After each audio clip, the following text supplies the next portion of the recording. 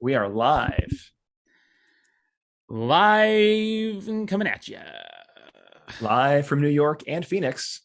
It's Wednesday It's afternoon. slash morning. Thanks, time zones. That is the longest television show title ever. Wednesday afternoon and Wednesday morning live. That's the new name of this podcast. Let's workshop that. I like it. Let's workshop that. I think that that could use some work. I'm not sure we want to commit to that just yet. Okay. Thumbnail is up. Pop culture is good. How's it going? Say something. Fill this dead air. Well, be interesting. It's just tough when you're clicking away over there. You know, you're just click clackety clicking over there, and I'm sitting over here, you know, looking at you click and clack. And I guess I could do it again for the 12th time. Do what again? My stand-up routine. Oh, that's right. That's right. What do you call a cow with 3 legs? For longtime listeners. Tri-tip. What do you call a cow with 2 legs? Lean beef. 1 leg steak. No legs ground beef. Guy on a wall art. Guy in a mailbox bill. Guy in front of a door mat.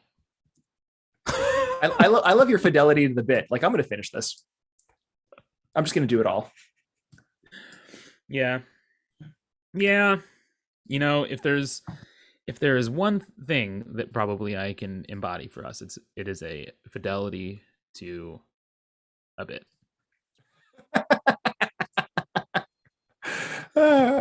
I'm ready. I'm ready to go there all the time. Let me just disassociate from the present moment and commit to the bit. That's right. That is right. That's exactly what I want to do. Yes, exactly. Okay. Sorry, I had to set up because we don't have a director or anything. I had to set up all the stuff, but the stuff is set up. So now we're ready to go. Hello. Hi. Hey, Steve. Welcome to the show. It's good to be here. Thanks for having me, Christian. Yeah, of course. This is the series premiere of Wednesday afternoon and Wednesday morning live. Thank you for joining me from the comfort of your home. It's good to be here on Wednesday afternoon. In my case, how's Wednesday morning treating you? It's okay. What do you see when you look out your window this Wednesday afternoon? Ooh, it's dreary out there. Is it? It's dreary. I don't know the meaning of the word. See, I can see sun on your hand and so forth. It's just gray. That's actually just my skin color. That's Taboric light, in case you're interested. Yeah, I've just been, I just got the next 10 commandments from God, and my face didn't shine this time. It was just my hands. Okay. For those doing audio only, my hands are aglow with the light of God, or the light of Phoenix, which is not. Imagine either way, it burns just as equally. There's no SPF that can prevent you from burning with the light of Christ, though. That gets through. Our God is a consuming fire. Also Phoenix. So what's been going on? I saw you recently, and I will be seeing you soon, which is kind of a nice change of pace. Yes. And unless you're listening to this again on audio version, we will have seen each other recently then. Yes, in the future. Because of how time works. But in the present time, in like podcast time, we just hung out in Chicago. We had some work meetings, some big stuff, which hopefully, more details about that will be forthcoming in the weeks and months ahead. But that was good, important work. And then we're going to be in St. Louis in just a couple of days on our next beach retreat. Yeehaw. I don't think we've ever gone like seeing each other, like this. I mean, we certainly didn't for like a year and a half. It's like we never saw each other, and now we're seeing each other twice in the course of 6 days, which is very exciting. Thrice in the course of a month. Back at it. I mean, a little bit more in a month. It's like 5 weeks. Yeah. Yes. 6 weeks. I don't know. I don't do maths. That's not why I'm in ministry. That's right. I'm not a STEM guy. Do I look like a calculator to you, sir? I have one on my phone for a reason. Not everybody knows how to do everything. Calculating's not the only thing. I don't know what any of these numbers are, and I'm scared. So we're still trucking along with the ECM cohort. We just had our second summit, and I think y'all should get involved next year. Yeah, that's good to hear. As someone who was not there. Yeah. Well, you were flying back from Chicago. I took the summit in Chicago because we were there. My arms are still very tired from that. But we did publish a press release, so which tells you everything you need to know about the summit. So that's out there if you follow us on the interwebs. But yeah, as Christian said, if you don't know about effective Christian ministry, hop on board. The online course is available. Really challenging thing for everybody from like junior, novice, camp counselors to established clergymen that have been doing this for decades. Lots of people have a lot to learn from it. And we put together a learning community to help parishes actually walk through this material and figure out what to do in their particular parish context. So we're going to be opening up registration for the next cohort year in the spring, and we're going to start again in September. So we've got like 11 teams on now doing their thing, and we'd love to have some more people for the next year starting in September. So look for registration in the spring. Woo! Yeah. And that's it. If you're in St. Louis, hopefully we'll see you this weekend. If you're not in St. Louis, hopefully we'll see you at another beach retreat, because we do have a bunch more left on the calendar between now and May. The website doesn't indicate this, but we actually just added an LA area one. We'll be in Irvine, I think in May, actually. I think it's going to be the last one. Lancaster, Pennsylvania. Yeah. I forget what else. But anyway, y2am.org. Milwaukee. We go to Milwaukee. Milwaukee, home of the Brewers.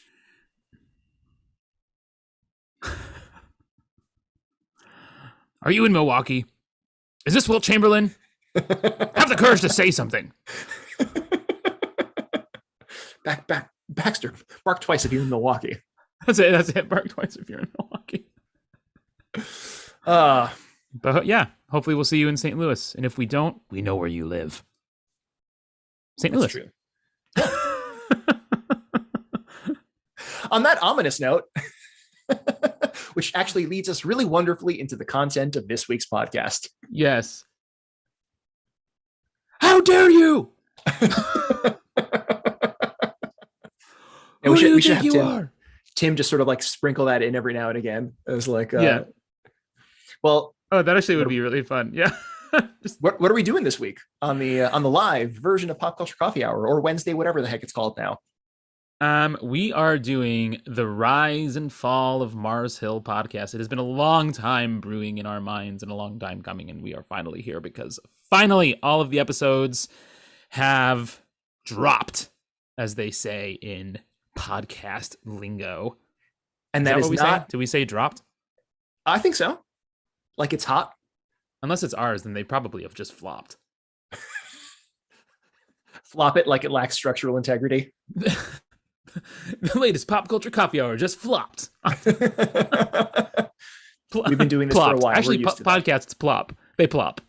Podcast plop. Into a bowl of water. Well, anyway, that dropped or plopped or whatever it is. This is currently plopping. You guys are getting splashback as we speak. Yeah, Rise and Fall of Mars Hill. I don't think we need a spoiler porg for this, because this is a real life story of a thing that happened recently. So yeah, no spoiler porg. Should we just kind of like do a quick summary and get into it? Do it, buddy. Okay. So some of you, especially like in the Orthodox world, might not have heard of Mars Hill before. But Mars Hill was a megachurch founded in Seattle by this guy, Mark Driscoll, who will figure very prominently in our story today, among other people, in 1996.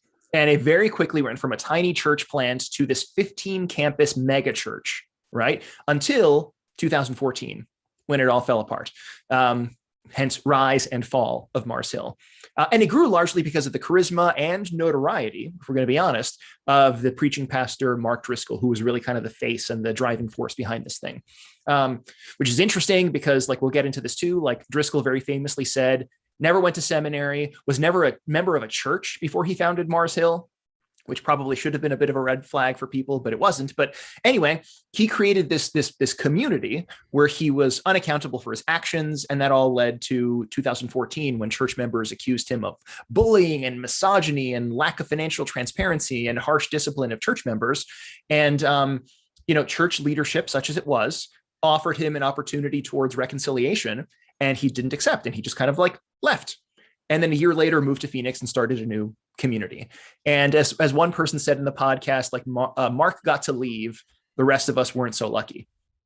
And so that's why there's a lot of stuff to unpack in this story. We'll sort of get into all of that, but did I miss anything in terms of sort of broad strokes, like what this is? Just that it's a comedy. It's a comedy podcast. Very funny. It's hilarious. Brought to you by TBN. No, you nailed it. It's just a lot. And I was being ironical about it being a comedy. So don't expect there to be laughs. There are no real laughs to be found. Although sometimes there's some laughs, maybe. Just when you're like, how could this be happening? This is unbelievable. But it must be believed. Yeah. So what did you think of this, this podcast? Yeah, just wow. Just wow. It was a lot, man. I was gripped the entire time listening to this. And I always couldn't wait for the next episode to drop. In fact, that's actually my biggest complaint about the thing, was that they were so inconsistent with their release schedule that it drove me nuts. Even though they promised us episodes on certain days, that day would come around, and I would still just be waiting for them to pick me up from school. So they just didn't keep those promises, and that was sad. And but if you're just getting into it now, you should rejoice because everything's available. There's just so much to talk about. I don't know how we're gonna do it all justice. So we never do. Yeah. I'm okay going along on this one because I think this is important. Honestly, I think this is probably like the most important conversation we've had since Bo Burnham's Inside. Just in terms of sort of like significance of topic, right? That was kind of reflecting on this cultural moment of the internet breaking our brains and analog life existing for the sake of digital spaces and so forth. But yeah, I very much enjoyed this podcast. And there's lots to be said, I think, about it, the honesty about it, the openness of it, the sort of vulnerability of it. Like one of my big things was, I think it's really powerful to see Christians engaging in this very important like self-reflection and self-critique, which even like talking with people on Twitter about this, like over the course of the series, like that's one of the things that I kept returning to. Like we as Orthodox Christians in particular, who are still like figuring our way out in America, and I think are more affected by like mainstream American Christianity than we realize.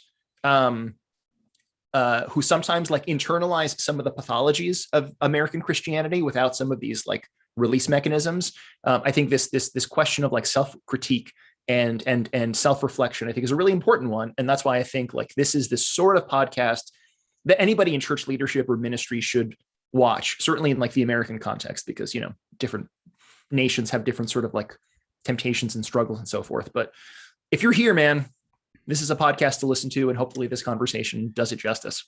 Yeah. I agree. I remember multiple times actually thinking that like this should be required listening for every seminarian, to do like a case study on, like what happened here? What's your take? What's your take on this? Just, I don't know. Oh man, so, I'm going to pitch Holy Cross on this. I would love to teach a class on the rise and fall of Mars Hill. That would be so much fun. Man. Yeah. It would be an important one. It'd be a really important one, I think. So let's start with maybe like the kind of like the most pressing theme, I think, throughout all of this, right? Like it's they're interrelated, maybe not necessarily the same, but we can talk about that. Maybe they are. But that of the role of authority and hierarchy within Driscoll's church. Right. Like I think that kind of continues coming up over and over again, where Driscoll kind of is the sort of fellow who insists on positioning himself. Right. Like he himself claims spiritual fatherhood over the people of Mars Hill. But himself is highly resistant to receiving any kind of oversight or submitting spiritually to anybody. So I think that's just kind of a like a really an interesting place maybe to begin kind of talking about this. Like, what is that something that even like someone can do? Like, can I just say, all right, Steve, I'm your spiritual father now? I think the answer to that in short is no. Right, like that, you can't just kind of like pop into somebody's life like that, right? Can I like submit like spiritual adoption papers without the consent of the party being adopted? Do I have to go to the bishop? Listen, bishop, I want to take this guy off your hands. I want you to sign your rights away. Yeah. Well, there's a lot that's going on here, right? There's a lot that's going on here. We can talk about, I think, kind of the church's sort of understanding of spirit, of authority and hierarchy and so forth and so on. But I don't know, maybe the starting place for this big conversation is even to start with stuff that came out in the last episode, the series finale, right? Where Mike Cosper, who's the producer, this is a Christianity Today podcast. Mike Cosper is the guy who really sort of made it, the guy who did the voiceover. He mentions that bit at the end where the kind of underlying theology of Mars Hill was that relationships are not built on love, including the relationship between God and his people, right? Relationships are built on covenant. And love is a thing that sort of comes out of covenant. And covenant is this inherently sort of like hierarchical structural thing, which is weird and wacky. As Cosper sort of talks about, right? Like, this is not the sort of thing that you find in scripture. This is not the sort of thing that you find in any Christian tradition, right? Like, or at least any sort of like mainstream traditional Christian tradition. Like, this is a very weird way of approaching life, right? Like life, it's about sort of like order and submission first, and love is the thing that flows from it. There's this like underlying legalistic sense of like obligation and exchange, right? Which, I mean, this whole sort of like underlying theology is going to connect with spiritual abuse, as we're going to talk about later, right? Because the practical application in the lives of a lot of people, including like, maybe most especially like women in the congregation, were this expectation of sort of submission, which led to sort of like mental disassociation from very sort of difficult pieces. But again, it's a weird way of understanding reality, that it's like the covenant exists first and love manifests out from that. I know that when my children were born, the first thing that I said when I held them as newborn infants in my arm is, what are you going to do for me? Which is also a weird way of thinking about hierarchy too, right? And I think like the way that he sets up hierarchy sets it up to be sort of an abusive thing. Yes. Right. And again, we don't even have to sort of like use the theology that Cosper brings into this, because like Cosper's addressing of this is like, love is this primary thing, and love is a thing that reflects the very nature of God, right? Which I think Orthodox Christians would quibble with, that love is not a thing that reflects his nature. Love is a choice, right? I think like we as Orthodox Christians, like even like who God is this freely chosen reality. He's not sort of constrained by his nature. That's really our understanding of God. And he chooses to love as his kind of primary thing. Right? He chooses to love us. He chooses to love us while we were sinners, right? As Paul tells us in Romans, I think, right? And it is that choice to create, that choice to love, that becomes the baseline thing. Yeah. Here's a question then, just kind of from what you're saying there. Like, what about in 1 John, where John says God is love? Sure. And this is where you have to understand things like in the balance between the apophatic and the cataphatic. Right, because you can say many things about, and this is where this connects actually with Saint Dionysius the Areopagite, right? Who I think first really articulates like the church's sense of what hierarchy actually is, and he'll say like there's always a balance between what we can say and what we can't say, right? And he'll even talk about like love, right? He talks like Dionysius talks about love, and he'll say like it's true on the one hand to say that God is love, though not from his essence as this freely sort of chosen thing. It's not a thing that he can't be any other way, right? God is sort of like freer in a way that any of us are free, right? God is not constrained by who he is in the same way that we are constrained by who we are. He is so other, right? Which gets really wacky if you begin kind of thinking about it. But we can say that God is love, but we also like can't say on the one hand that God is love, because he is so much bigger than any conception of love that we have. So there's always this sort of problem like with our conception. rather than like in our language, maybe even two. Then is that kind of what you're saying? Yeah. God is bigger than any box that we can put him in. Yeah, and words are just ultimately symbols. Yeah, which are an attempt to reflect underlying realities, right? But even that is sort of like a sense of the bigness of God, that God is not constrained by his nature. Like it is the personhood of God that comes before that nature, rather than like God is a certain way, he can't be otherwise, right? Like God's freedom is so deep, he is so sort of other that he actually like is transcendent in even that regard, which again gets wacky because that's not how like things are. That's not because we're all created beings, right? We're created, we're sort of constrained by what we are. But anyway, we don't have to quibble about that. But the underlying thing, go again. This is getting into sort of like hard theology, but the basic sort of thing though is that like it is that free choice to love which then shapes the rest of reality, and it is the free choice of love that actually shapes what hierarchy looks like. For Dionysus, for example, right? Because he will talk about earthly hierarchies as reflecting these celestial hierarchies. And hierarchy exists in a sense of like mediation, in a sense of interrelatedness. If we think about the celestial hierarchies, there are the cherubim and the seraphim and the thrones that surround the throne of God. And there are these other sort of angelic orders that sort of like move outwards that eventually lead to us human beings. And it's not like anybody is higher on the hierarchy. It's just that those who are closer to God have a certain sort of like teaching ministry to those who are further from God, or those who have maybe like less capacity. So it's like hierarchy is more of a sense of like responsibility rather than a sense of like, you do things for me. Like the higher you are up on the hierarchy, the more you have to do for the people who are under you. Yeah, right. Which I mean, like if you think about it, like even that makes sense if you even fundamentally kind of frame it in terms of a family, right? Like my wife and I are at the top of our hierarchy ladder, right? But we're the ones who change our babies' diapers.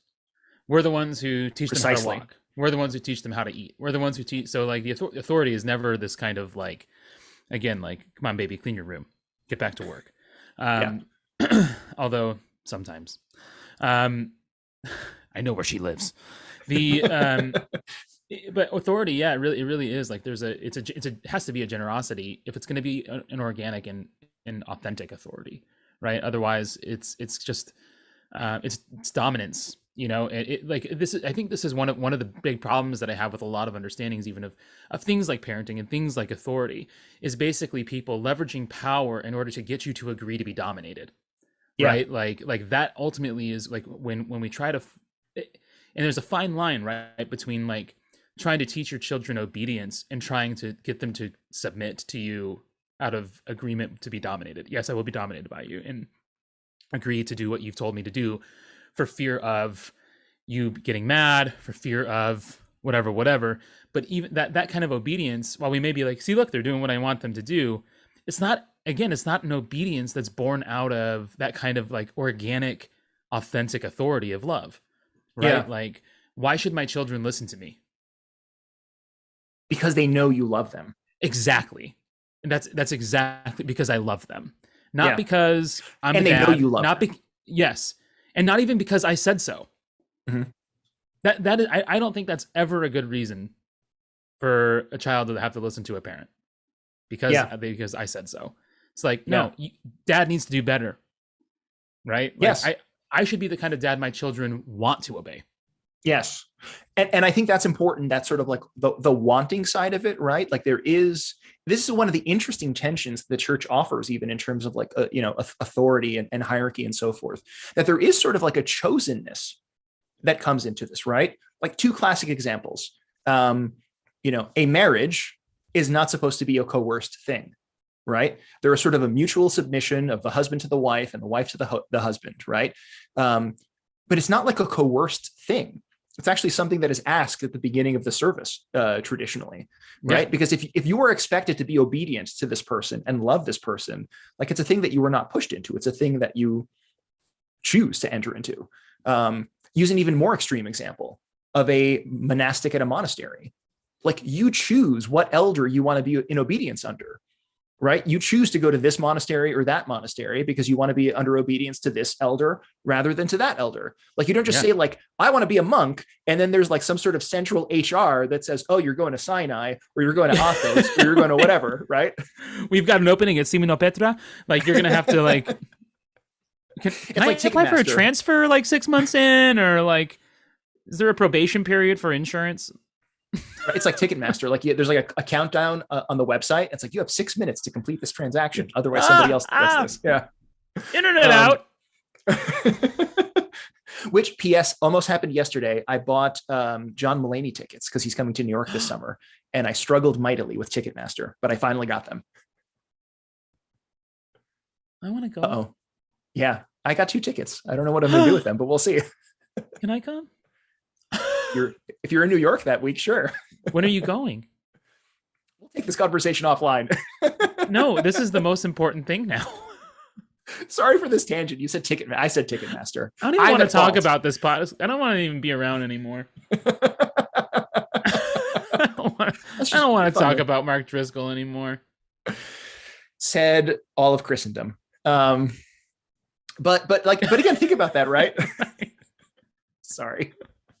But think about that. Even these like deep sort of like authority, this deep sense of obedience is a thing that is like, it is freely entered into. And I think when it comes even to those things that are not freely entered into, like, you don't pick who your parents are, right? You're just sort of born into a community. You don't pick all sorts of things. There's an obligation on the part of the person who has this level of authority to earn that. Not to rely on it for his or her own benefit, not to rely on that authority and use it to sort of like get compulsion, right? Because that's growth, if nothing else. If I have to sort of like humbly love, right, the people who are lower on the hierarchy than me, that's actually an opportunity for growth and repentance and humility and so forth, as opposed to like the medieval sort of like, a feudal whatever, to use kind of a straw man example of this, right? It's like I'm extracting straw from my serfs versus I am like actually like loving myself, right? Who's on the top of our celestial hierarchy? Christ died for the least of us. Yeah. Right. Died for the life of the world. Emptied himself, taking on the form of a servant, right? Like that's the upside down authority of the kingdom of God, right? Like, because it's that kingdom of love. Like it is a kingdom of love. And if it's anything other than that, then it just can't function as a godly realm, Yes. Like, I don't know. Jesus dies on the cross. He doesn't beat his enemies with it. Totally. Right. And I think that's part of the upside downness of it. To use another sort of example about the upside downness of it, because like when Dionysus talks about the celestial hierarchy, it's normally like God at the top, and then the different sort of orders of bodiless powers that get down to human beings, right? Which is one take on hierarchy, certainly, right? That messages from the Lord are like sent out to the angels, right? So that's kind of like as Dionysus is as Saint Dionysus is talking about that. But like, so think about the moment of evangelism, right? That God has this invitation for the Virgin Mary, which he sort of gives to his cherubim and to his seraphim, which pass it down to the angels and archangels and so forth. And it finally comes down to this human being, this 12, 13-year-old girl at the bottom of this hierarchy, right? This message is propagated down to her, and she accepts this message. And then what happens? There's this inversion of the hierarchy, and this 12, 13-year-old girl becomes more honorable than the cherubim and more glorious beyond compare than the seraphim, and has a throne in the kingdom right next to her sons. And right? So herself a throne for her son. And yes, precisely. Right. And like that is so like we normally think about hierarchy in this very one or two dimensional way. Like this is the top and this is the bottom.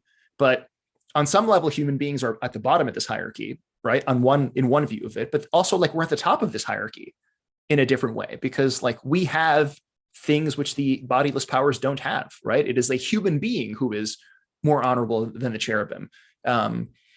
And like that, I think, is also a challenge for us too, that we always sort of think like, here's the people at the top and here's the people at the bottom. But like in terms of a particular skill or a particular charism or whatever it is, like to be kind of blunt about it, right? Like a child might very well be on the top of this hierarchy because the child is like saying this truth that then needs to be sort of assimilated by the adults who hear it, right? Yeah. Well, I mean, and I think that that's like, you even get, again, like this is why Jesus is continually pointing to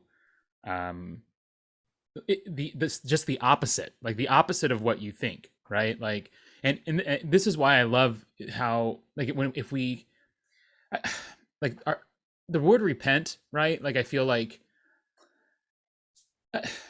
lately I've been having a hard time with it because it's like one of those situations where I sort of feel like, you keep using that word. I do not think it means what you think it means. It's like, it's like secularism, right? Like, people are saying it and whatever, and we say repentance and like a life of repentance, and like I think what we do is we connect it far too much to the particular sins that we commit, right? Mm-hmm. Like, I'm going to repent for this thing that I said, or this thing that I did, or this whatever.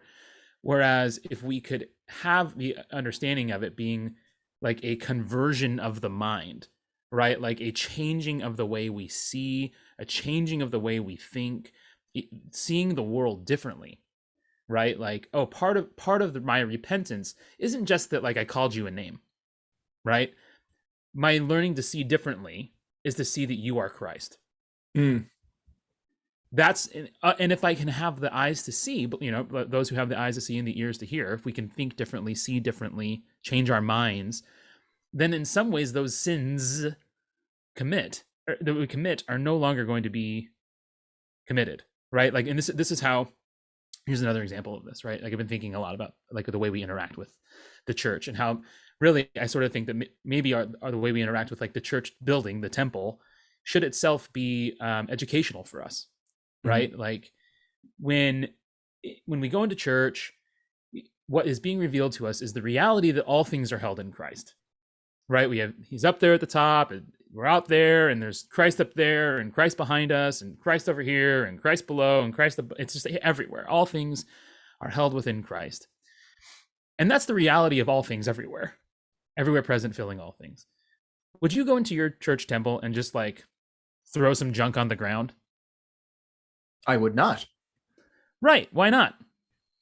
Because that would be dishonoring to this place that is like a place of reverence, right? Like, I just wouldn't do that. Not here. Not here. But if we could have the eyes to see that the entire cosmos is God's temple. Yeah. How could we ever justify trashing anything? Yeah. Like, wait a minute. Like, this is the temple of God. Yeah. Or would I go and spit in the face of, one of the icons at church? Yeah. So this, I think, is an important sort of move, right? That I'm going to use philosophical language and then we'll unpack it, right? It's like ontology has to precede ethics, right? There has to be sort of like a recognition of like who you are, and who you are shapes how you act, right? Yes. Which like is the way that Paul unpacks it too, right? Like in Corinthians, where he says, 2 Corinthians, is it? Where he's talking about fourth. I'm pretty sure it's fifth. Guys in the live chat, just like fact check me on this one. Yeah. Look it up.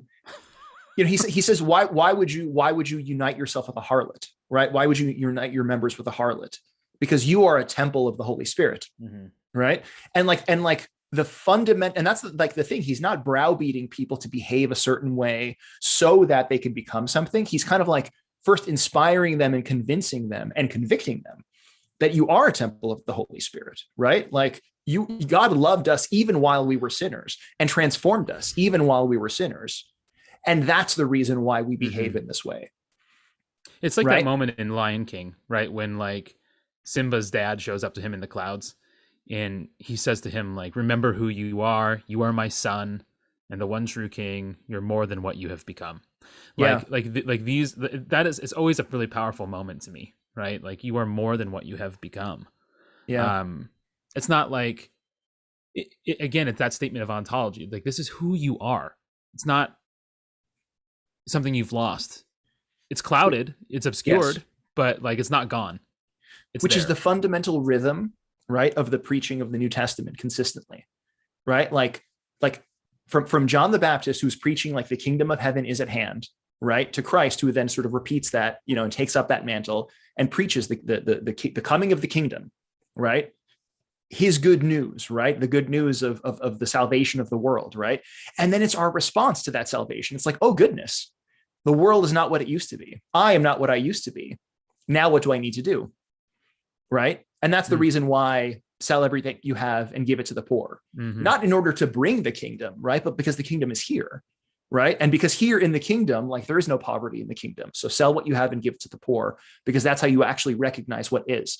And I think this becomes another thing to sort of even like lean into the Mars Hill story, because one of Driscoll's points of notoriety was, I think, a lot of his like ethical preaching, right? Because he was out there sort of like, pushing back on, godless culture and unmasculine men and whatever it is. But it was always kind of like that love covenant thing. It always seemed backwards, right? It was sort of like a browbeating and a guilt and a this sort of oppressive thing. Like, as one person in the podcast says, we're supposed to be free of the law is the way that we sort of like receive this good news. But he was sort of imposing this new, different law on us. And being in Mars Hill felt constricting, right? It didn't feel like it was this freedom of like, oh my goodness, I'm a child of God and I will act accordingly. It felt like there were these layers of like guilt and shame and whatever that were being placed upon people, which again, I think is part of the unhealthy culture that was developed in that place. Yeah, and it happens so easily when like once somebody is in a position of unchecked authority, right? When there's no one. There's no accountability whatsoever. It just gets dangerous, man. It really does, I think one of the questions maybe that I even saw in the chat, and it was one that I'd written up here too, is like, what does it look like in the Orthodox Church then for us, like especially as lay people? I mean, here you and I are just a couple of dudes. What if we have questions about like someone's authority or someone's use of authority? And in some ways, and I hope you understand what I mean when I say this, like the legitimacy of their authority. I don't mean it in terms of like, well, were they actually ordained by a canonical bishop, right? Like that's not what I mean. But I mean it more again in that sense of like the legitimacy of my authority in my household, right, is to like lift up my children, not to dominate them. And so I guess I wonder, like, what does it look like in the Orthodox Church, if we have questions about like the leadership of our priests or bishops, or if we don't understand like the decisions that are being made, Yeah, that's a really good question, and I think like breaking free from the sort of one-dimensional or two-dimensional model that we sometimes have of hierarchy. I think somebody in the chat also said like sometimes this constricted flat, right? I'll use it flat for a reason. Flat vision of hierarchy sounds more like 21st century sort of American corporate structure than it does like the timeless hierarchy that exists in the kingdom of God, which again seems much more sort of multi-variant and multi-directional. I'll give kind of a simple example. Don't say variant anymore. Tired. Yes. Sorry. I'll give a simple example of this, which I can't remember if I've talked about this on the podcast before. But I was in, not this past week when we were in Chicago, but over the summer, I was in Chicago visiting friends and went on a little monastery tour, as one does. Went to one of the women's monasteries that was there. I had this beautiful supplication service to St. Demetrius. His relic was there, streaming myrrh. I mean, it's this beautiful, like, here is the kingdom, right? And there's a presbyter at the altar doing the sort, the litany as he normally does. And he prays for the abbess and for the sisterhood that she leads. And like, it was this really, for me, that moment was very powerful, because it's like, here's this guy, right, who in kind of our corporate structure of things is at the top of the hierarchy, right? Because there's like the bishop and the presbyter and the deacon and the parish council, right? There's kind of like a sense that we have this corporate hierarchy of the church. But here's this presbyter in this moment being like, I'm just here leading the service. But in terms of like the actual head of this community and the lived life of this community, that's the abbess, right? People were going up there during the service, as they do in monasteries, getting the blessing of the abbess in that moment. She was the one walking around with the censer, sensing people during the service. And it was wild to see that, like, you know, in a liturgical sense of the word, yes, yep. I'm the first person who is serving this at the table on behalf of everybody. But again, hierarchy is not this one-dimensional thing. And just the lived expression of this community, it's the abbess and her nuns, right? Yeah. And then the guests who are sort of like afterwards, right? And like, even, you know, we have this sense, even like, you know, traditionally, like, you know, men have this place over women or whatever it was. Like, as a man who was there as a guest, like, nope, like it was the you know, the abbess and her nuns, and everybody was before all of us. Again, like, hierarchy is not this flat one-dimensional corporate thing. And if we can understand that, right, maybe we can sort of like realize that there are places legitimately in the church where lay people, for example, like lead in a really legitimate and healthy sort of way. Because it's not just this like flat pyramidal structure that imposes itself on everything. Like, there's one hierarchy at the table potentially, but when it comes to finances, right? Like, do we necessarily have to have like a bishop who is in charge of a finance committee, right? I mean, like, does it have to be that same structure? Yeah. And even too, like, you know, that it's like that kind of what you're talking about, like the kind of horizontal, it's like it's a horizontal hierarchy, right? Like, the clergy lead as part of the laity, not separate from them. Yes, you know, they're part of the people of God. Yeah, exactly. Which is one thing I think that we forget. You know, we think that there's clergy and there's laity, and it's like, no, there's just laity. Of those, some are clergy.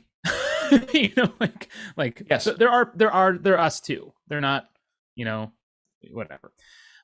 So I guess that makes me wonder then, like, you know, because like I've definitely heard from people who've had questions and who've been in situations where they've had some issues with leadership, and they've even reached out to like their bishops, and the bishops have just kind of said like, well, I ordained him, so you need to basically listen to him. And humility and submission kind of gets like thrust back, like kind of to defend those structures a little bit, right?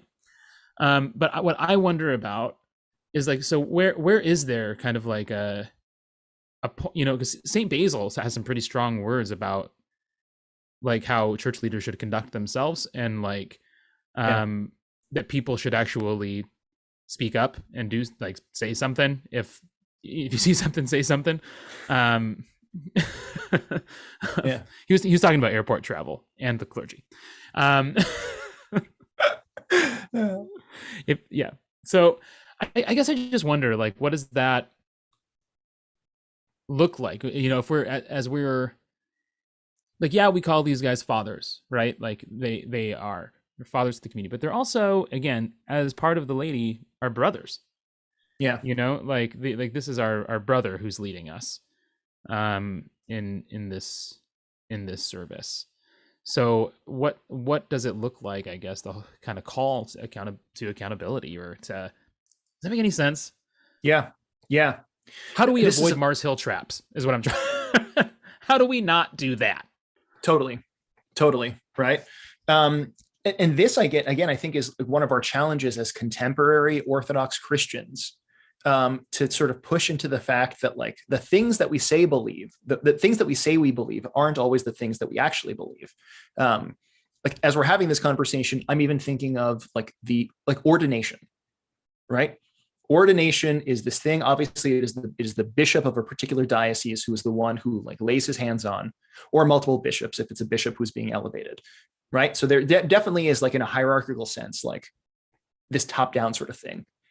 And the critical, non-negotiable piece to every ordination is that the people pronounce the candidate worthy. Yep. Right.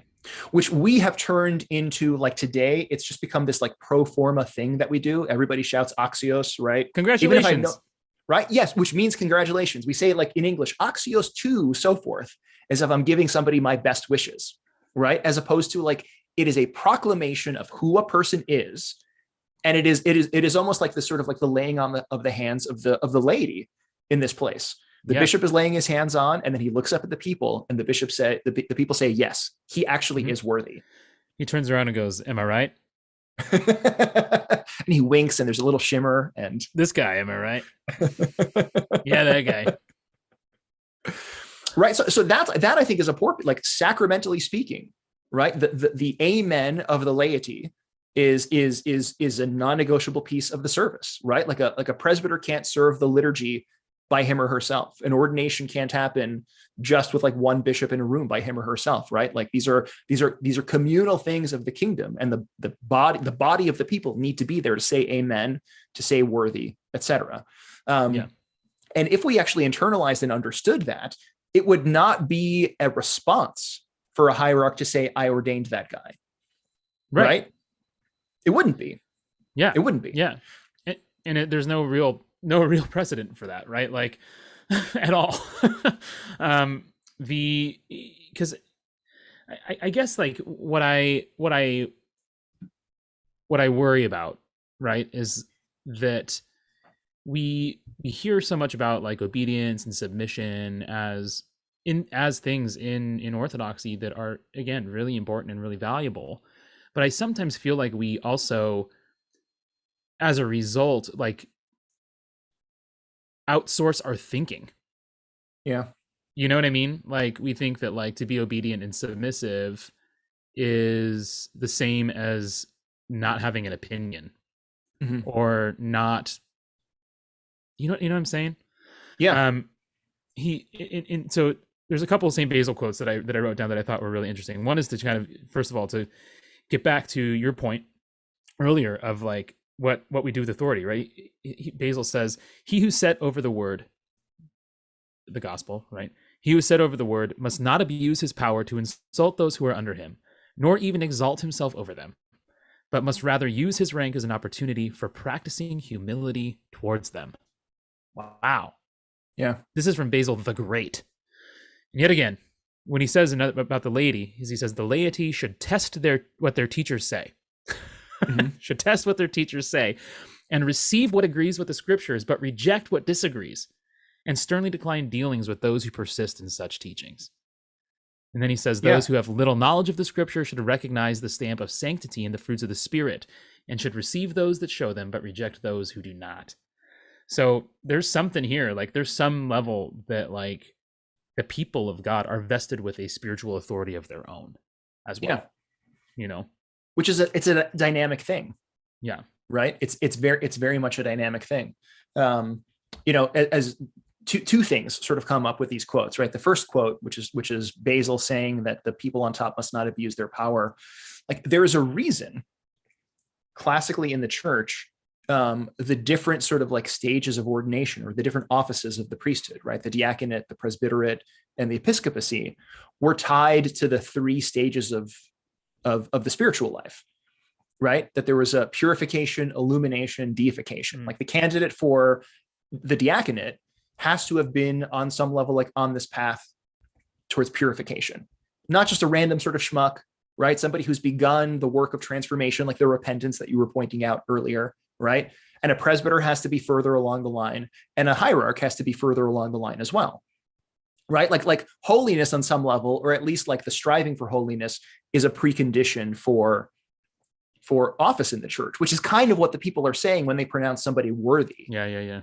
Right? They're not just saying like, we like this guy, right? They're not just saying like, he's got really nice taste investments, or he has a really nice voice and he's going to like do a really good litany, right? Like they're coffee, right?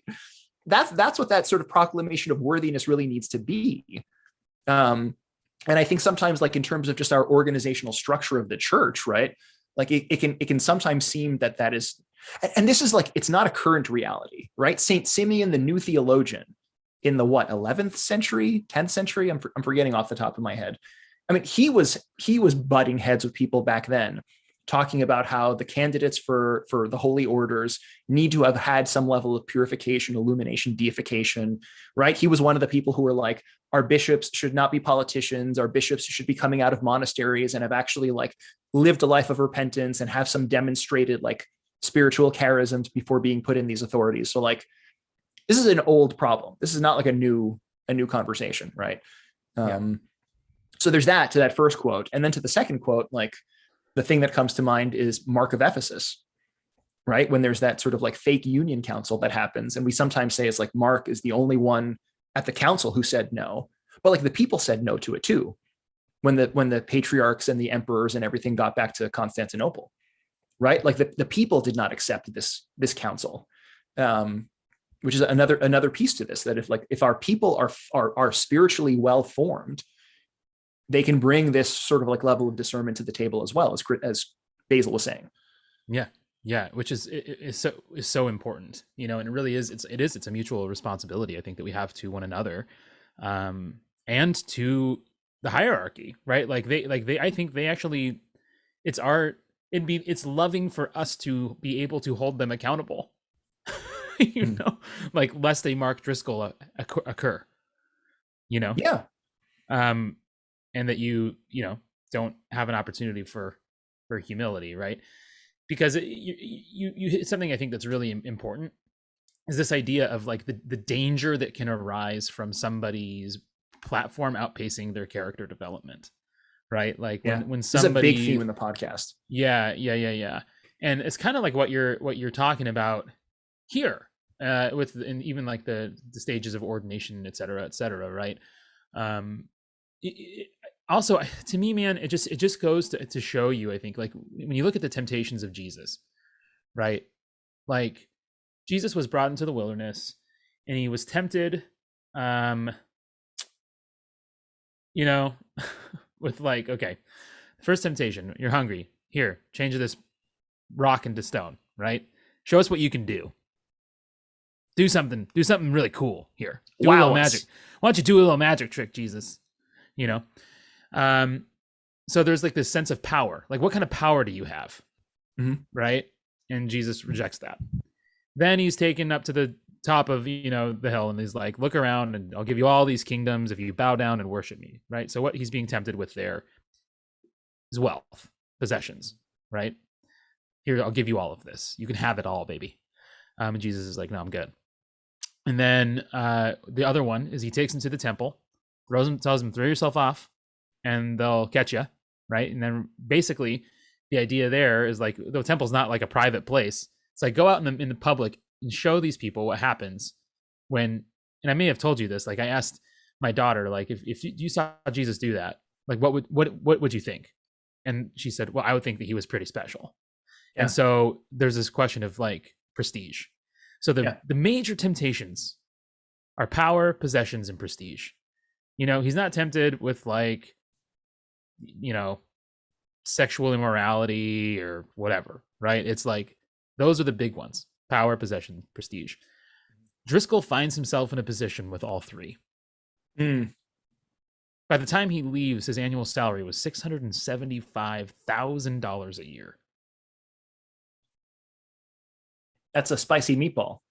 What do you even do with money like that? And that's not even including like his book sales and things like this, right? Yes. He's young, he's making a play for the power, and you know, him and Josh Harris, everyone's calling like the boy wonders. Yeah. Right? He's got this great mythos around his personality, like just me and a Bible and like God told me and whatever. It's like, oh wow, he's the anointed of God. Like, whoa. Right? That stuff gets to your head. Yeah. I mean, those are the big temptations, right? And as a result, that's just gonna mess you up. It's just gonna mess you up. And like, you see why like Jesus is so clear of like, if you want to be great, be like a child. If you want to be rich, be poor. If you want, you know, like be despised among men. Like these are the things that will save you and keep you from like going wacky. So I do think, you know, there's a question here for us of like, what happens to us when our platform expands our character, is bigger than our character. Yeah. And it just seems scary, you know, like, because we end up getting these followings and these whatevers, and we start thinking we become kind of like populist in our approaches, right? Like we start saying the things that we think are going to get likes and things that are going to get, but that's not telling the truth. or we start thinking that we alone are actually the ones who get it. Yeah. Right. Like, to quote you, this is one of my favorite things you've ever said, is like, everyone thinks that they're Mark of Ephesus, but really they're all Mark of Driscoll. And it's like, yeah, dude, that's exactly right. People go on Twitter and Facebook and claim to know what real orthodoxy is, because there's really no like check on any of that. Who's, you know what I mean? Yeah. And that, I think, becomes like a counterexample in even what we were saying earlier in terms of the tension between the ordained and the not ordained, right? Like the option is not to, the solution to all of that is not that we sort of go off and make our own sort of social media things and bash hierarchs and talk about like, these are the reasons we shouldn't sort of like, follow them, or, they're illegitimate, et cetera, et cetera. Because like, I think the all of these things inhere in relationship, right? It is like the relationship of the ordained clergy with the non-ordained people, and the relationship of the non-ordained people and the ordained clergy, right? And even like what we do, right, is like dudes who do things on the internet, like we're not doing it in our own name, like for our own purposes. Like we are employees of a church structure, and we have a level of like accountability above us, right? Like it's not just us doing our own thing, which I think is really like important to say out loud. Like there's pre-existing relationship and structure, and these like this tension and these checks, right, that keep people in balance. Those checks evaporate when we sort of reduce hierarchy to that flat corporate top-down one-dimensional thing, right? And then we sort of like, we can also have the temptation to just like ditch the hierarchy entirely and just like, make my own Twitter account or make my own YouTube channel and sort of spout nonsense, right? That's also not a solution. Yeah. So like what's the answer to all of this? Like, because this is a question that's come up in the chat a couple of times, like how do the faithful like hold hierarchs accountable and so forth and so on. Like, I think it's the tension of relationship, right? And honesty and communication and so forth. Like what didn't exist in Mars Hill, right? Is like this came up very early in the podcast. People made constructive criticisms of Driscoll, right? That like, maybe you shouldn't have said that thing or did this, and they were fired, right? Like it was not a space where conversation could actually happen, right? I mean, I think about this like as not a bishop, right? Just sort of like a department director at an archdiocese and like a team leader. Like I could like, it would be so incredibly toxic, right? If like you had feedback for me on the team and I'm like, nope, Christian, that's inappropriate. Like you're no longer welcome on the team because you dared to say something, right? Like nobody talked to Christian. Nobody talked to Christian anymore. Yes, he's like, it's like that's culty stuff, right? Like, yeah, that's another thing that came up multiple times in the podcast. That's cult stuff. Yeah. It's not church stuff. No. That's scary. That scared me very much. The one thing too, I think, like, man, the question I think is really difficult, because I think it also starts earlier, like before somebody's ordained. Like what kind of formation are people getting? Yeah. I almost wonder, like, if we could do the personal work, the spiritual work, the psychological work, whatever we want to call it, of rooting out every ounce of defensiveness that we have. Right? Like, because like I've been thinking about defensiveness like a lot, and it's just like Jesus is never defensive. You know what I mean? And like, not that he doesn't like speak up or protect or whatever anybody, but he's never like, how dare you say that to me? Who do you think you are? And like, like he never postures in that way. Or he goes, no, that's not what I meant. Like there's just kind of an openness to whatever comes, right? And kind of like a lack of reactivity. He's just not reactive. And I feel like if we could singularly devote our life to just not being like figuring out how to be not defensive, we would get it. Yeah. And I'll say this, right? Like, I think that actually is a manifestation of true authority, right? Like to use maybe a silly example, right? When a parent is defensive in the face of a child's misbehaving or whatever it is, right? Like the parent is actually losing his or her place in that context, right? And allowing the emotional disturbances of the child to begin like affecting and changing that adult, as opposed to like the adult has to know, like, sorry, kid, like you're 3 years old. Your brain is not going to finish forming for another 20 plus years. Yeah, you're right? Dumb. Just kidding. Do you even work? Do you even have a job? Yeah. Chip in. Right. But there's a certain level of like when the parent remembers who he or she is. Right. And obviously this is like easier said than done. Right. Which is why it's an aspiration of us. Right. But like the parent has to have that level of composedness. Like, I get it, child. You're very grumpy in this moment. My job is to help you through this, not to sort of like get into a shouting match with you as if you're like a peer. Yeah. Right. Well, and that's what I was saying, right? That like in those moments, then it becomes like all you're trying to do is get the kid to agree to be dominated. Yeah. Right. That's all that it ends up being. Like agree to my dominance. Yeah. I'm the alpha. Yeah. As opposed to demonstrating one's not dominance, demonstrating one's position of love over and under this person by having that level of non-reactivity. Yeah. Right. Because again, like Christ doesn't sort of like insist upon himself. He's like, oh my goodness, his being the lamb that goes to slaughter without opening up his mouth is like a sign of who he is. Mm-hmm. Right. If he was this sort of like petulant, defensive, whatever it is, like, bro, that's God. Yeah, I know. You can't do this to me. That's not fair. No. Yeah. I didn't even do anything wrong. I can't believe you guys are trying to kill me. Yeah. Right. There's a line in Game of Thrones. There's a line in Game of Thrones, which I think is actually like a beautiful line. That's not to reopen that sort of like can of worms from way back when, but one of the sort of right.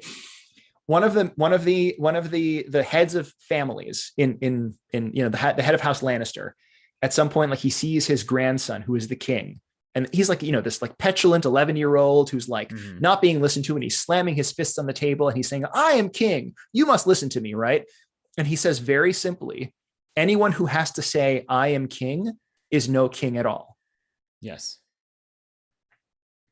Right. Yep. Your kingship should manifest in the way that you comport yourself. Mm-hmm. If you have to insist upon yourself, you've actually undermined yourself. Yes. And proved that you're not what you say you are. Yeah, absolutely. And you see that all over the place in life. You know what I mean? Like anytime someone insists on something, it's like, if you have to say it, it's probably not true. Yeah. Like, I'm important. I'm a leader. Mm-hmm. I'm not going to lie to you. Even those kinds of statements. It's like, well, why would you lie to me? You know what I mean? Like that sort of implies that like maybe you would. Yeah. Now I'm not a racist, but yeah. Right? No offense. Prepare to be offended. Yeah. Yeah. Exactly. Right. One of my favorite jokes is from a comedian where he says, sometimes I like to preface things by saying I don't want to sound racist, and then saying something that can in no way be construed as racist. Like, because I'm not a racist. Yeah. And like that wasn't racist at all. I know. I said I didn't want to sound racist. It's funny. It is funny. Yeah. So I do wonder about that, like the spiritual formation piece. Not just, how, because I think by the time you get there, if that's not rooted out, like again, then you have the problem of a big platform with small character. Yeah. I really think like priests and clergy across the board and lay people need to know themselves deeply, like more deeply than they know the traditions of the church, more deeply, like whatever, like know what's inside of you, know what's going on. Yeah, because then you'll know what you're protecting and all of that kind of stuff. And you can't know yourself in a place of unaccountability, Yeah. Right. You can't know yourself absent community. Mm-hmm. Right. That I think is also one of the dangers that because I think Mars Hill speaks both to the sort of broken side of the institutional church. Right. Because I'll say this, right. Like I've had lots of different experiences in different dioceses and different jurisdictions and so forth and so on. And like multiple times you see sort of like cultures of fear. You see sort of like places where feedback is not welcomed. Like it's kind of like a thing. Mm-hmm. Right. It's kind of a thing because I think we've internalized American Christian or American corporate senses of hierarchy rather than whatever, like, which is weird too, because I haven't felt that at like monasteries or other places of like real obedience. Right. It's interesting to me that sometimes the mood in a diocese headquarters is like not the same as the mood that you would get in like actual places of crucibles of spiritual formation. So like there's that. I think Mars Hill sort of is a shot across the bow for the sort of broken side of the institutional church, but also the sort of broken side of the parachurch, which has developed over the last couple of years, especially because of the internet and social media, that it's totally possible to have a platform and not have done any of the spiritual work. Right. Like we said earlier, that like there should be some level of spiritual progress that is a precondition to ordination. Like you don't need to have like been taken up into the third heaven to start a Twitter account and sort of like say stuff, spout stuff. And to push into it a little bit deeper, like as we've seen with like the Facebook papers that have come out, right? Some of this, like these analyses of social media, the dominant thing, like these platforms exist for the sake of engagement. Negative emotions tend to get more engagement than positive emotions. Anger, outrage, etc. Right? Like you tend not to get big on social media because you're saying something the world positive is great. Right? You tend to get it by complaining, by fighting sort of culture war stuff, by demonizing the other side. Like that tends to be what happens. So just because something is like big on the internet, all right, is not necessarily like it's because it's healthy. It's because the internet has actually given us a way to like monetize our passions. Yeah. So shall we move on? Yeah. There's just so much to talk about. There's more, and we're kind of like that was just our first point. Yeah, right. Guys, we've got a lot of things to go through here. Yeah. So one of the things also that kind of comes up throughout the course of this podcast is just the questions of like spiritual abuse. Yeah. And I think it's not as clear cut probably as something like physical abuse or sexual abuse, or in some ways even like emotional abuse, right? Mm-hmm. But like spiritual abuse is legitimately a thing, like people have trauma from church, like church communities that have been abusive. And I think that actually is one of the like kind of an important thing to state in this too, right? Is that it's not just a leader that can do that. There's like a culture that can be created that allows for something like that to occur.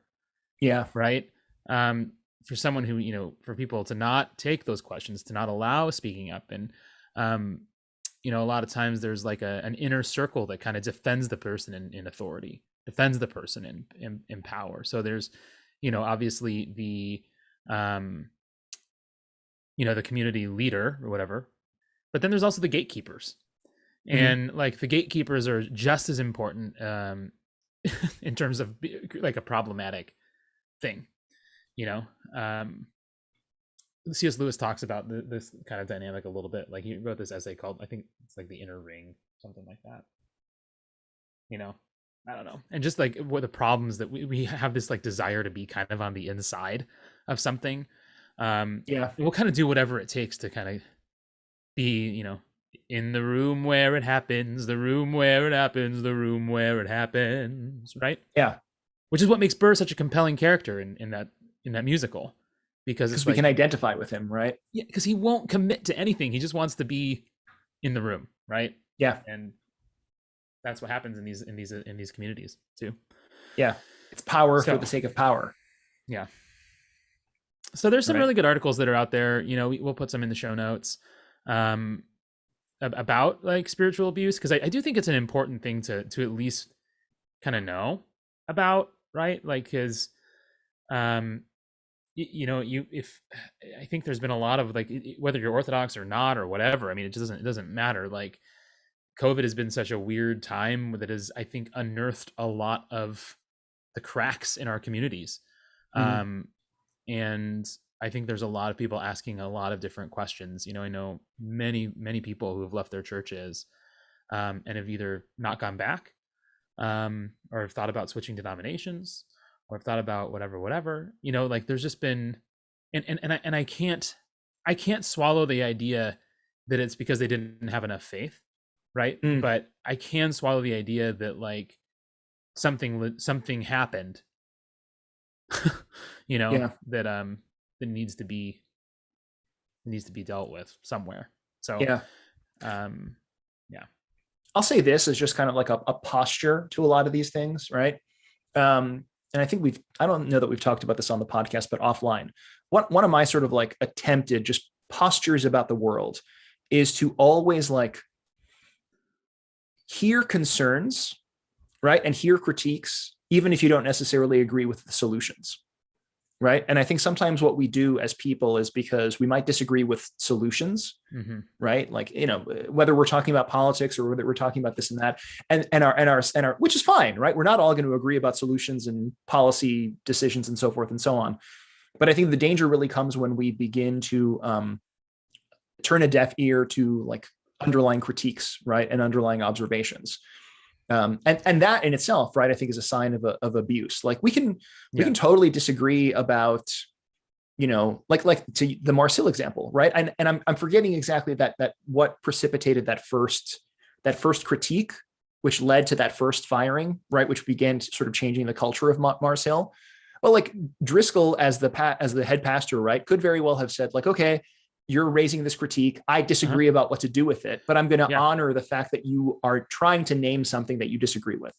Instead of saying from the pulpit, there's a couple guys in here right now that, if I wouldn't go to jail, I'd go Old Testament on them, Yes. Or if I wouldn't end up on CNN or whatever. I forget exactly what he said, but it was a stupid quote. Right. That's a red flag. And everyone's like, yeah, you should beat the hell out of those guys. That sounds cool. And like something Jesus would say and do. Right? Like that's the crazy thing about it.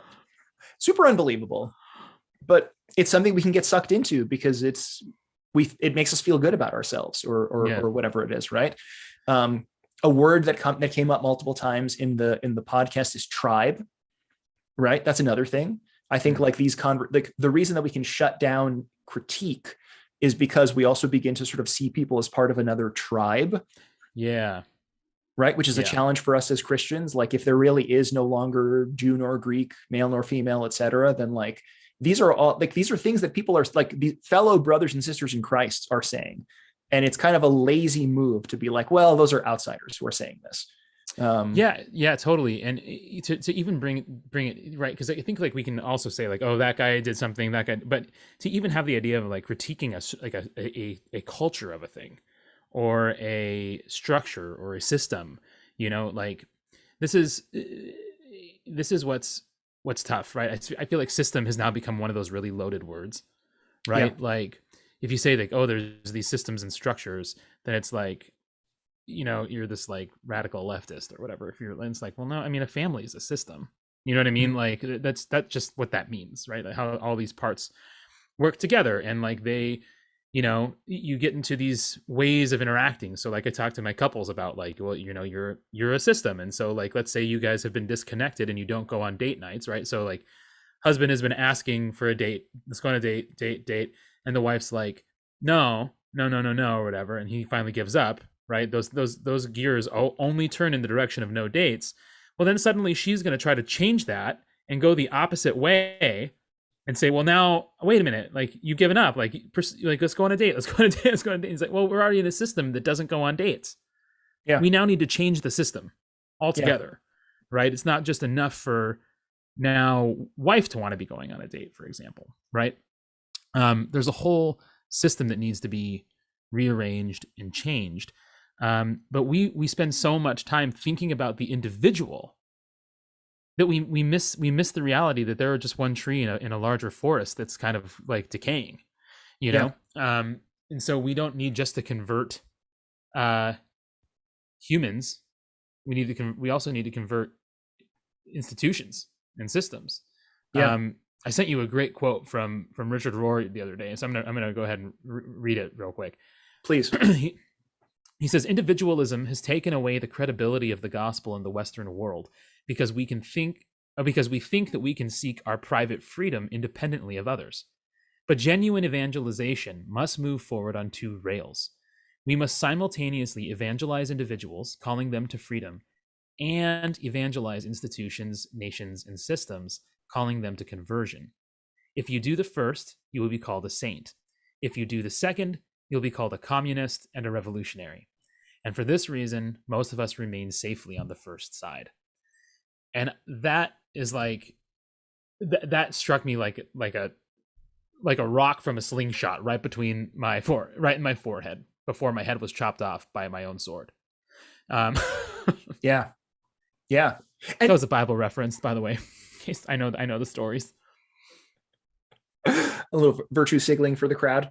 Yeah. See, I've read the Bible sometimes. So that observation honestly like really resonates with a lot of the work that we've done over the years, right? Because it's one thing to sort of interpret Be the Bee, for example, as just like, oh, this fun little thing that's like offering a little church lesson every now and again, right? Like that's safe, right? That's safe. As opposed to like the real project of Y2AM has been to be like, okay, maybe we've been like approaching like the deep questions of ministry, like just in a flawed or wrong way for a long period of time. And the thing is like not to simply watch more episodes of Be the Bee, but to like rethink what it means to be an Orthodox Christian in the 21st century United States, because we've internalized the lessons of immanence and we're not even aware of it, because we've internalized a lot of negative lessons from, sort of mainstream American Christianity, and we're not aware of it. Right. Like, and that is more threatening to people, to think not just like, to watch a video, but to rethink like the fundamental direction of their ministries and their parish culture and so forth and so on. Like that gets us into a little bit of trouble sometimes, right? Because it's more of a push. Yeah. But it's true. It is true. Right. It is true. And this is to what you're saying, right? Like if people start speaking up, they're labeled as outsiders, as radical, in an abusive community. You're just, you are expected just to go along with a particular way of seeing things, of like accepting how the world works, like according to that paradigm, and if you don't say that you agree with that, if you raise an objection, you can be labeled as extreme or radical or heretical or unorthodox or whatever. I mean, this is like, when I started kind of like paying attention to like science and thinking like the universe is billions of years old, that came as like a shock to my religious community when I was a kid. They were like, how that's heresy. Or think about like Galileo. You know what I mean? Like the dude was called a heretic. Not like, no, that's like probably maybe not a very astute scientific observation, and maybe your hypothesis is incorrect. No, it's like you are you are going against one of the foundational teachings of the church for believing that the earth is not the center of the universe. Like what? Heresy? Yeah. And that gets a little wacky. I mean, like I haven't looked into the whole Galileo thing in a while, but there's like, he did say other things, which I think sort of like are additional context to it. But yeah, I think it's probably like safe to say that was a bit of an over exaggeration or a bit of an overreaction. But he had to retract that. Yeah. Like at least that, even if it's, he said some other stuff too, but to be like, throw that in there. And by the way, like, yeah, it's the baby out with the bathwater, right? Like, yeah, if you're talking about like, Jesus being created, then like, that's probably not good. Your son theory is interesting though. Like let's consider that. Yeah, maybe it actually teaches us something about the nature of reality. Yes. Totally. Right. And are we more curious about the nature of reality, or are we more sort of like just defensive of the particular structures that we've erected for ourselves? Right. And if you have a problem with those structures, then like you're the problem. Yeah. You know, it's never the person in charge. It's never the system itself. It's you. Yeah. Yeah. Because it's never about feedback, right? It's about sort of like defending the structure. And that is just like textbook abusive stuff. And this is honestly one of the hardest things to hear about the Mars Hill podcast, right? And I alluded to it in the intro, the little summary, right, where somebody quipped that, you know, Mark got to walk away from this, but the rest of us weren't so fortunate.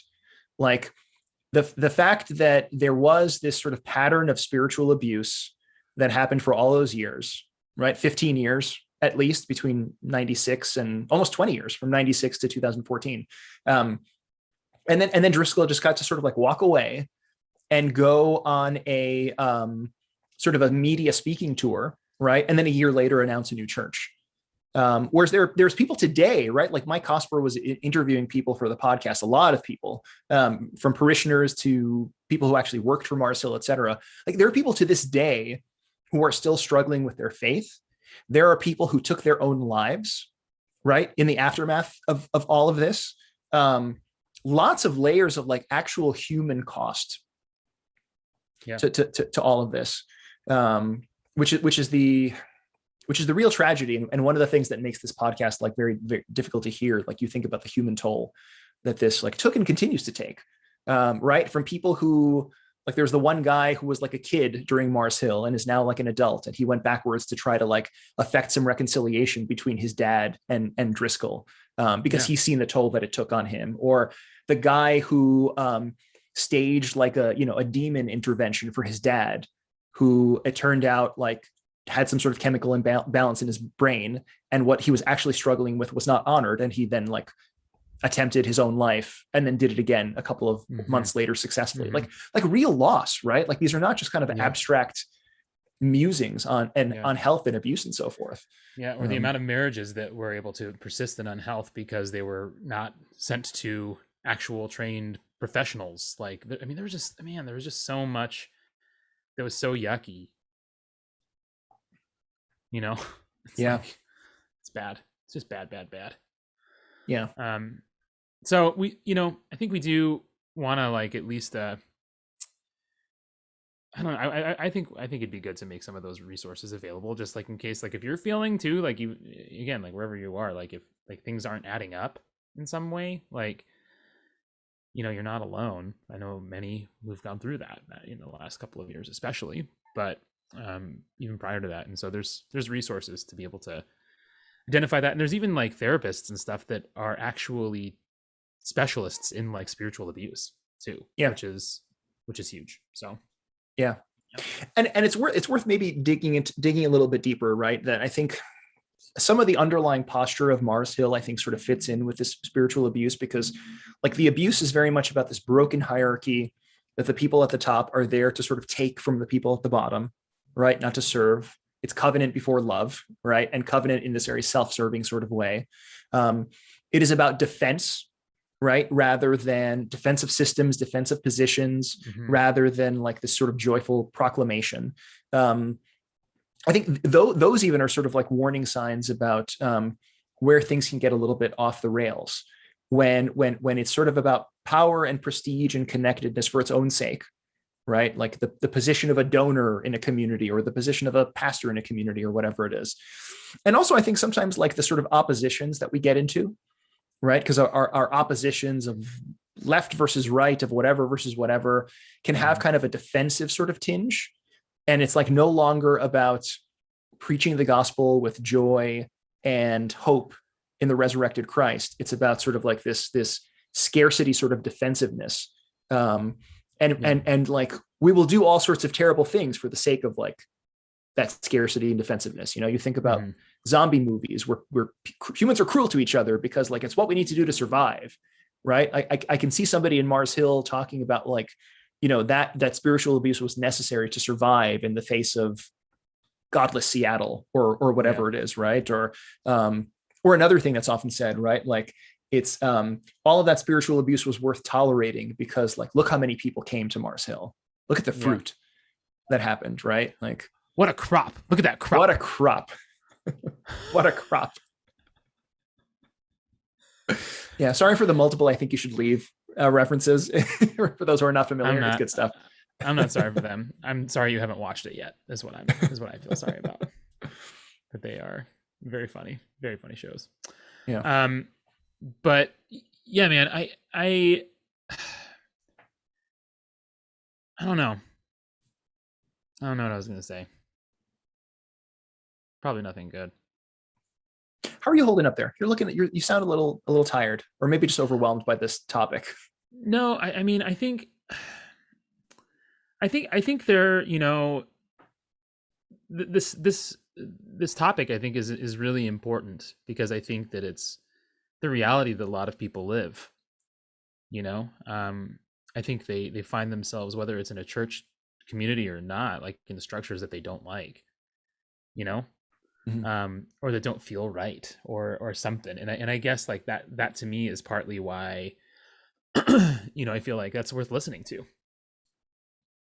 You know, if something doesn't feel right, it probably isn't. We have those, and I don't mean like true or like, but like it's like that deep gut unease of like, oh, like when I go over to like so and so's house, like it just feels like something's just not right. You know, like there's something that doesn't feel good about being there, and that's at least worth listening to, I think, you know, for sure. But I think one of the things that you said that was interesting to me about kind of like getting into like these camps of like, you know, right, left, this, that, whatever, you know, and I think that one of the things that like that Rohr speaks to really well in that, right, is like that when you get labeled a communist or a revolutionary or a radical or whatever word we want to use, right, if I can put you in that box, then I know what to do with you, right? Like I can turn you into an ideology, and I can reject an ideology, right? But if I'm listening to my friend who has a problem or an idea or a suggestion or a whatever, then like that's different, right? Like I'm listening to my friend, and I'm listening to this person that I love, and I'm listening to whatever. But if I can just say like, you know, well, that's radical, then it's like, well, now I can just walk away. I don't actually have to deal with like what you're saying, because I can just dismiss it as insane, you know? So I think the question for us always, in order to like maintain a non-defensive kind of posture for things like this, is not like, you know, what side of the camp is this coming from, but is this true? Right? Like if like in that sense, it doesn't really matter who said what. It's just like, is that true though? Is this true? Well, I would even say maybe there's an intervening layer to that before you even get to that. Right? Like, can I love this person in this moment? Right? Before, like, so at the summit that we had on Saturday, the Effective Christian Ministry Summit, we had a presentation from Father Philip Lemasters on conflict resolution in communities.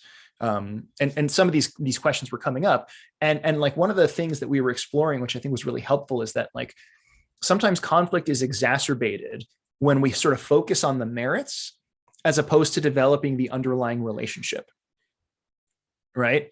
And it's like, and I think that's one of the consequences sometimes of this, like, if I can use that, like this imminent way of approaching Christianity as sort of like competing ideologies and people who sort of like reflect competing ideologies, right? And looking at people not as, you know, mysteries to be encountered, right? Like icons to be loved, but as problems to be solved, right? Or even like not thinking about the person in that moment, but sort of making the conversation more about the merits. Like that's kind of why, like, I think it's helpful to just like love the person by listening.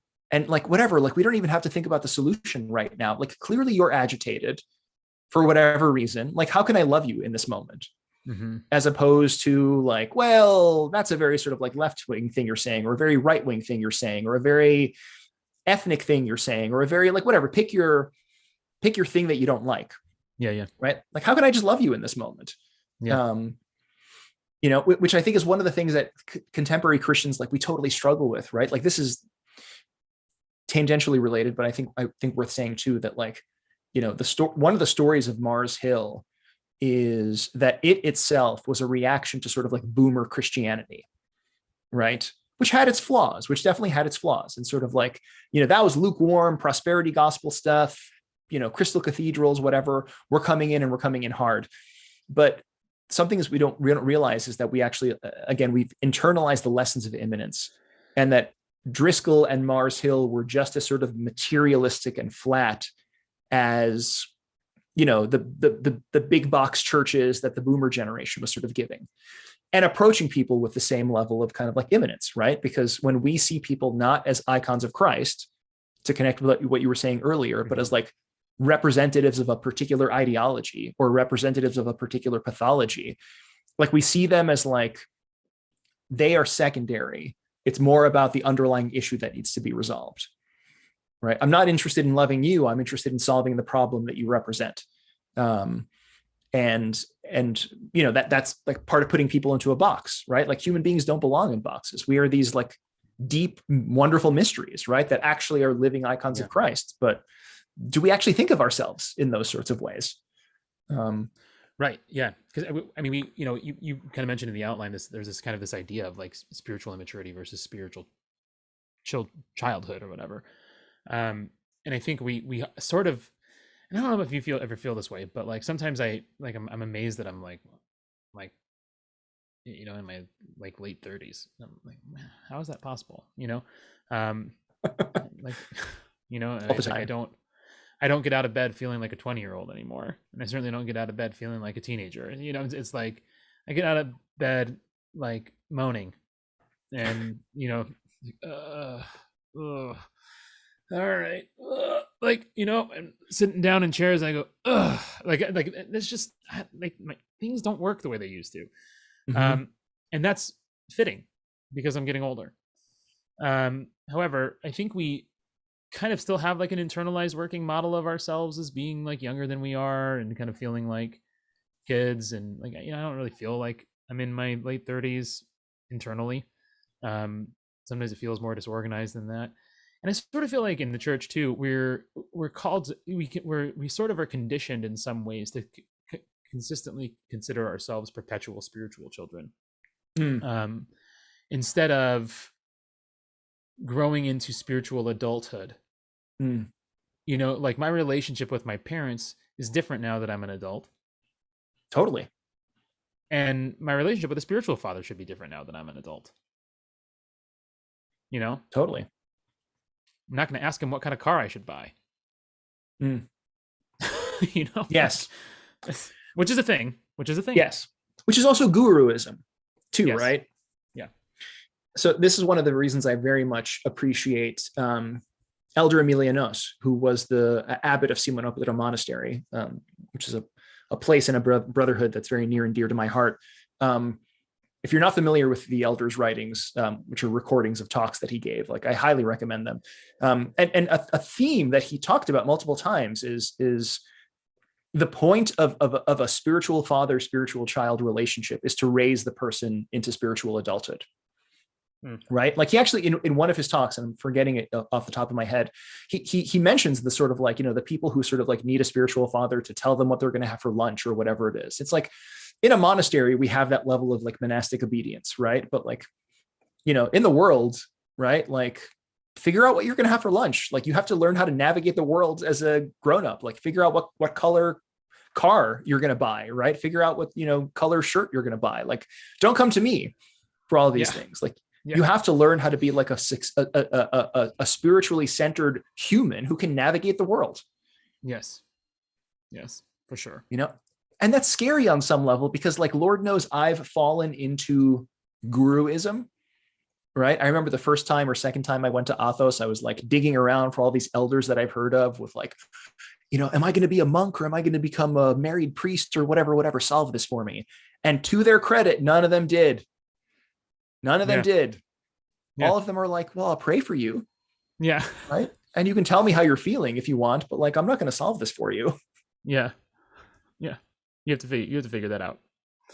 And I guess like, maybe that's part of the thing that I've wondered about too, is like, is putting that responsibility of spiritual fatherhood on kind of like one person in the community, like a burden that's too heavy, you know? Mm. Because they're definitely, you were probably talking to monks there who were not ordained. Mm-hmm. And so like if they can act in a situation of, or like Silouan wasn't a priest, Yeah. and like he is the spiritual grandfather to people who are priests now, right? Yeah. So is there some sort of like charism of spiritual eldership that we need to reclaim too, to sort of, for lack of a better word, like democratize leadership again, like especially in terms of like helping people? So the whole point is to like grow up, it's not about necessarily, I think, like just being in obedience to a presbyter. It's about like submitting to a father or a mother or a whatever, right? Like the abbess, she's the spiritual mother of the community, not ordained. Yeah. Like there's just got to be like some other kinds of ways to think about that, and I don't know what that is or what that looks like, how one even goes about. I mean, maybe the word we would use that would be less offensive would be like mentorship. But maybe there's something to be said about like kind of just making distinctions again between the role of confessor and the role of father or mother. Does that make sense? Well, I will. So there's two things that I'll offer here. One is something that St. Paisios, the Athonite 20th century saint, said at one point. He said at one point, like there might be as many as 3 presbyters who are in your life. There might be your spiritual father, who's the person that you actually go to for advice, your confessor, the person that you actually say your confession to, and your parish priest, who you go to for sort of normal sacramental services. Those might not all be the same person. Yeah. Right. And in some cases, in terms of like spiritual father in particular, because like St. Paisios was a spiritual father to so many, I don't believe that he was ordained. Like that position of spiritual father / mother is like a very charismatic that's sort of position. Right. And then to this, I'll add something that the late Father Matthew Baker is known for having said. At one point, I think there's Father Andrew Damick, I think, wrote an article based upon this after he reposed, that we need to have a conversation about what spiritual brotherhood and sisterhood looks like. Yeah. Right. There need to be more of these sort of like intentional Christian relationships where people are supporting each other and guiding each other in a variety of different ways. Right. I mean, like, Lord knows I ask you for advice all the time. And I right. Which is necessary. I have a spiritual father. I have a spiritual father that I've known for 15 years. He is not the only person that I go to for advice. And he knows that. I mean, he knows that, like, thank God I'm blessed with a lot of really wise, wonderful people in my life, which is, I think, part of what it is to sort of like live in kind of like thick community, right? Thick community, again, is not this kind of like organizational structure where there's one person at the top. Like, community is much more dynamic. I asked my grandparents for advice when they were alive, like, my mom and dad, my aunts and uncles, godparents, good friends, people who are mentors, right? Like, if we were sort of like healthy as a body, I think there would be much more of like this messy, like the communities in the church would be much more of a ball of yarn, right, than like a rigid corporate structure. And that it would be, there just would be less ways to abuse that. Which actually, I think, would be more helpful for us too, right? Like, there's a question in the chat, which I think is a good one. Like, what does it even mean to be a spiritual adult? What does that look like? It's a great question. That is the sort of thing that I think like happens in community, right? So many of these conversations that we're having is like, the ordained sort of people in the church and the non-ordained are, again, living in this sort of like dynamic tension in community. I'm living in this dynamic tension with the people around me who tell me when I'm being out of line, and tell me when I'm being a child, and tell me when I'm being a brat, right? Yeah. You tell me all the time, Steve, you're being an idiot right now. Like, stop that. And that's important. Can I give an example of what I think sort of like, spiritual adulthood might look like, actually. Now, because Sure. I did like that question was asked, and I had this like it's just this memory. Like I was at a meeting with a priest, who was just wanting to like do some kind of like parish growth and stuff, like working on some like different kinds of elements of like parish life.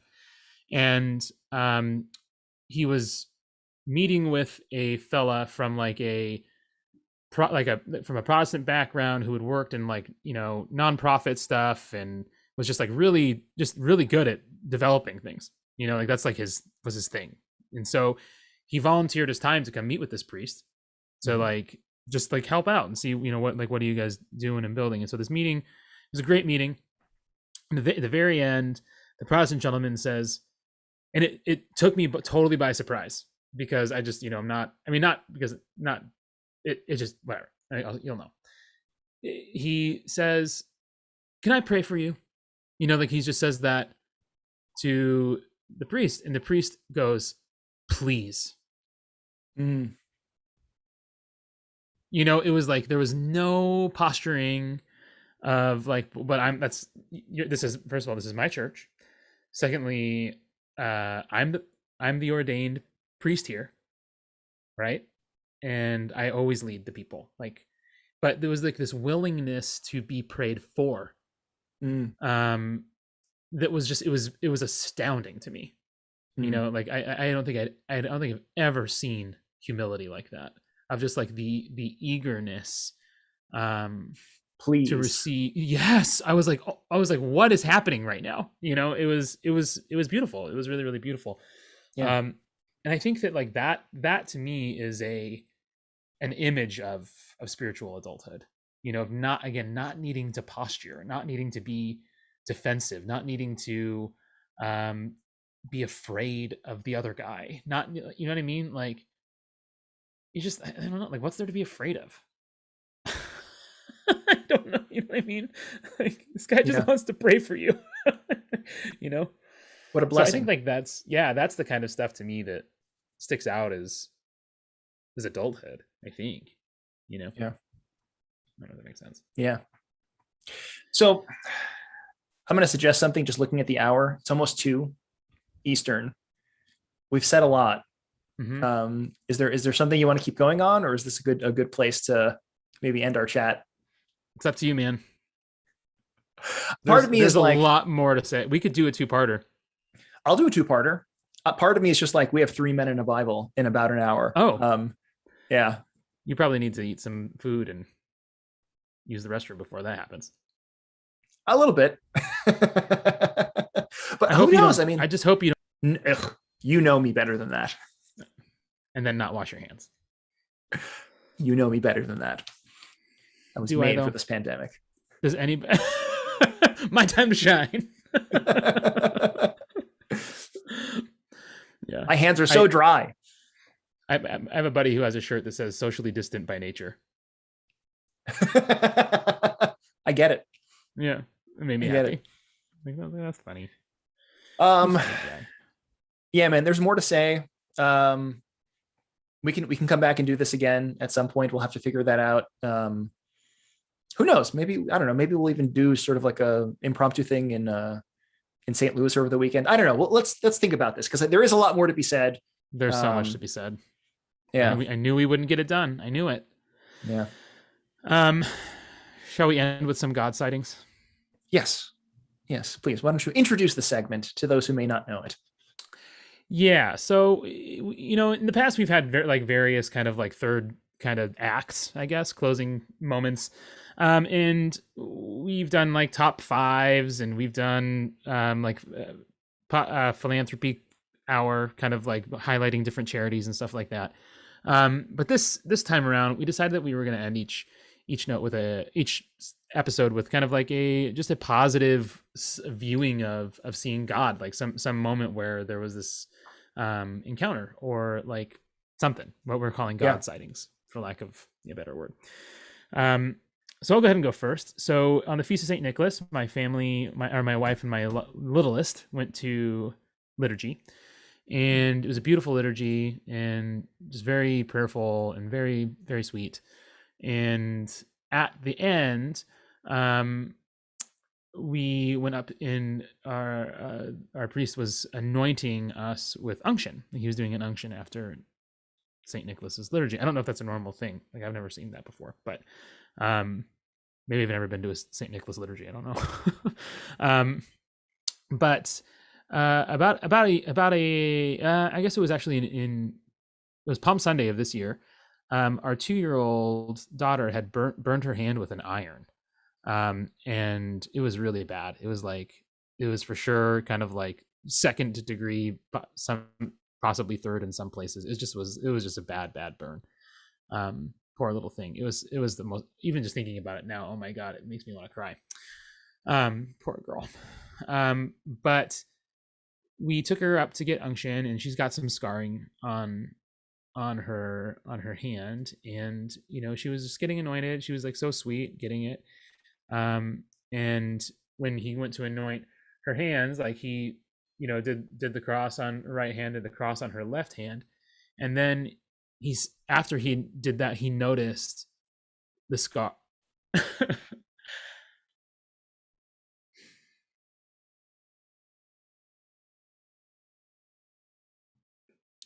I don't know why this is making me so emotional, but it's okay. He noticed he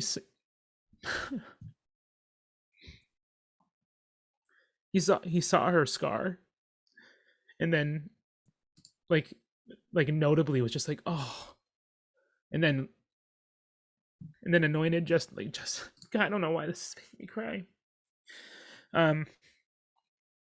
Anointed just her scar. And he was so tender. He was so tender with her and compassionate and caring. And it was just like, in that moment, like, he just was Christ. Like he saw my daughter, and he saw her scar, and he touched it. And it was just, it was like a, Jesus touching the leper kind of thing is kind of like what it was just, it was like happening right in front of me in real time. And I texted him later. I was just like, dude, you don't even know. You don't even know what that was. But sorry. I don't know why that made me so emotional, but no, don't apologize. That's beautiful. Yeah. So it's your baby girl, right? And it's a sign of the kingdom. That's lovely. Yeah, totally. Okay, your turn.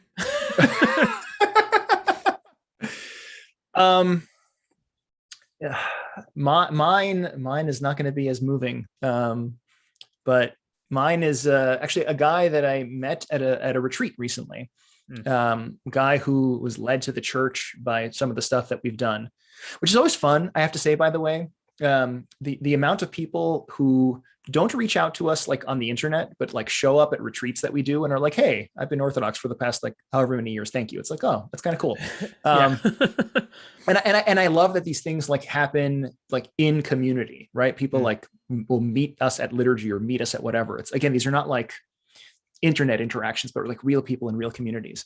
And this guy was sharing his story, and we've sort of kept in touch a little bit since. And one of the things that he said, which really struck me, was that, I've never seen myself as fleeing from something, right? Some people sort of come to the church because it's, because Orthodoxy is not Catholicism, or it's not Protestantism, or it's not secularism, or it's not this or that, or whatever it is, right? There's this like constant sort of negation that and series of philosophical whatevers that brings us here. And he's like, I've never had that experience. I've just like, he kind of paused and he said something along the lines of, I just feel like that sort of Song of Solomon's thing, right? Which also kind of connects with Driscoll, because the way he would pervert that, right? I just feel pursued by Christ. And I've been pursued by Christ my entire life. And for whatever reason, he's like brought me here.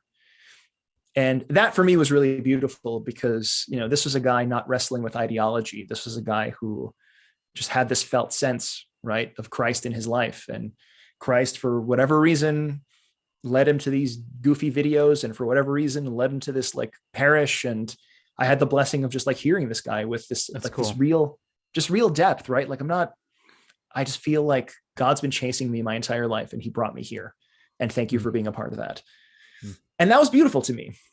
right? Like I'm not doing it justice, but that was really a really beautiful encounter. And I hope that that's the sort of felt sense that more people can have, right? That they can see something as simple as an anointing and see Christ in that, and feel genuinely pursued, right, by the lover, by Christ, who just wants to give us this embrace, who wants to minister to our wounds. Yeah. Amen. All righty. Well, it's been real. We might do more of this. We'll see. I don't know if we'll wait 2 weeks or do whatever, but like, let's figure this out. We have to figure out what we're going to do with this. Yes. Yes, we do. Definitely. There's more to be said. Yes. Anyway. All righty. Thank you, Christian. Thanks to everybody in the chat. Thanks for all the questions. Thanks. Like we had kind of a good rhythm, I think, of sort of like a flow and some questions and stuff. So yeah, it was great. Thanks for being here, everybody. Yeah. See you next time.